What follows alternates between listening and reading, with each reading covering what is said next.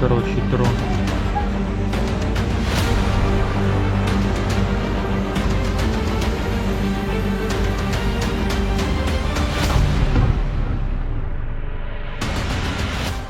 ये तस्वीरें बता रही हैं कि यूक्रेन और रूस में युद्ध रुकने की कोई गारंटी नहीं।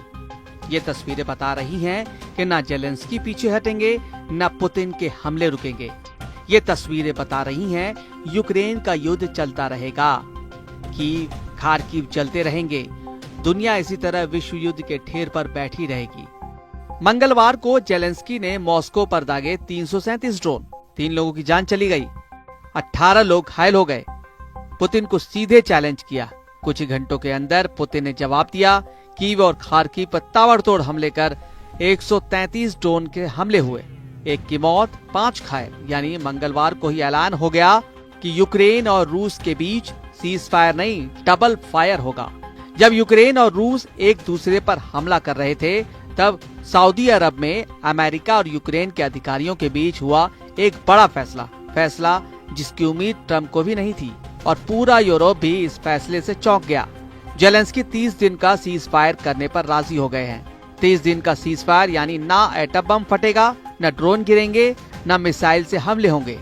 लेकिन यूक्रेन में युद्ध रोकने के लिए जेलेंस्की ने जो आइडिया दिया है उसमें बहुत बड़ा झोल है, क्योंकि जो आग जेलेंस्की बुझाना चाहते हैं वो 3 साल से लगी हुई है। रूस को लग रहा है कि हमले रोकने के लिए जो वादा किया है उसमें किंतु परंतु वाला एजेंडा नजर आ रहा है। 28 फरवरी को ओवल ऑफिस में ट्रंप और जेलेंस्की की बदनाम मीटिंग के बाद जेलेंस्की ने यूरोप का रुख किया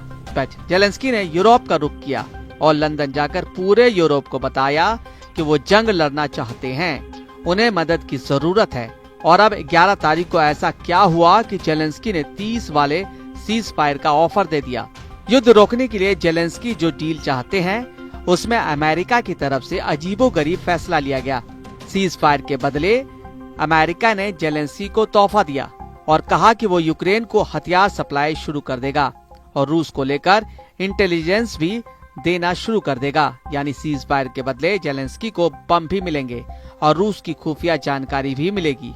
सवाल है कि क्या रूस जेलेंस्की के युद्ध विराम वाले ऑफर पर राजी होगा, क्योंकि रूस ने उस वक्त यूक्रेन पर जवाबी हमला किया जब अमेरिका और यूक्रेन के अधिकारियों के बीच सऊदी अरब में बात चल रही थी। रूस ने राजधानी कीव पर हमला किया, दूसरे सबसे बड़े शहर खार्किव को भी नहीं बख्शा। इन दोनों शहरों पर जेलेंस्की के एयर डिफेंस सिस्टम रूस के ड्रोन को रोकने में रात भर बिजी रहे। लेकिन जेलेंस्की अब सीज फायर वाला कंट्रोल अपने पास रखना चाहते हैं। उनकी कोशिश है कि दुनिया में ये मैसेज जाए कि युद्ध विराम की पहल उनकी तरफ से हुई। यही बात यूक्रेन की मीडिया में बताई जा रही है। जेलेंस्की और यूक्रेन का मीडिया तो सीज फायर का शोर मचा रहे हैं, लेकिन पुतिन के हमले झेल चुके यूक्रेन के लोगों को रूस पर यकीन नहीं है।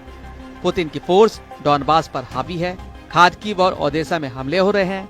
कीव पर कब कौन सा ड्रोन आकर कब गिरेगा, ये सोचकर यूक्रेन की कैपिटल रात भर जागती है। ऐसे में यूक्रेन का मूड तो कहता है कि ये सीज फायर नहीं बल्कि डबल फायर होगा।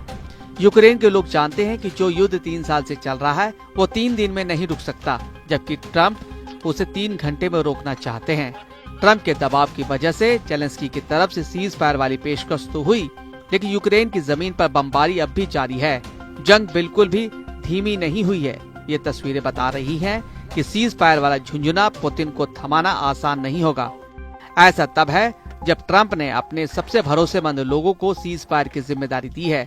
सऊदी अरब के जड्डा में हुई बैठक में अमेरिका के विदेश मंत्री मार्को रूबियो और अमेरिका के राष्ट्रीय सुरक्षा सलाहकार माइक वॉल्टेस शामिल हुए। सऊदी अरब में अमेरिका यूक्रेन के अफसरों के बीच चर्चा लंबी चली। हालांकि यूक्रेन के जिन इलाकों पर रूस का कब्जा है उस इलाके को लेकर जेलेंस्की समझौता करने को तैयार नहीं है। रूस का अभी यूक्रेन के 4 बड़े इलाकों पर कब्जा है। इसमें डोनेट्स्क, लुहांस्क, ज़पोरिज़िया और खेरसोन तक का इलाका है। यानी पूरे पूर्वी यूक्रेन पर इस वक्त पुतिन की आर्मी का कंट्रोल है।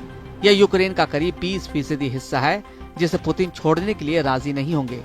रूस ने 3 साल के युद्ध में यूक्रेन के जिन जिन इलाकों पर कब्जा किया है उसे लेकर दोनों तरफ से हजारों नहीं लाखों सैनिकों की मौत हुई है। ये दावा तो खुद यूक्रेन की तरफ से भी किया जाता है। ऐसे में रूस को सीज फायर वाले चुंगल में फंसाकर जेलेंस्की क्या करना चाहते हैं, ये बात तो पुतिन भी कुछ अच्छी तरह समझते हैं। संयुक्त राष्ट्र सुरक्षा परिषद की बैठक के दौरान काया कैलास ने रूस के खिलाफ मोर्चा संभाल लिया है। काया कैलास यूरोपीय संघ की विदेश नीति प्रमुख हैं और उन्होंने कहा कि सीज फायर को लेकर पुतिन पर यकीन करना बहुत बड़ी गलती होगी।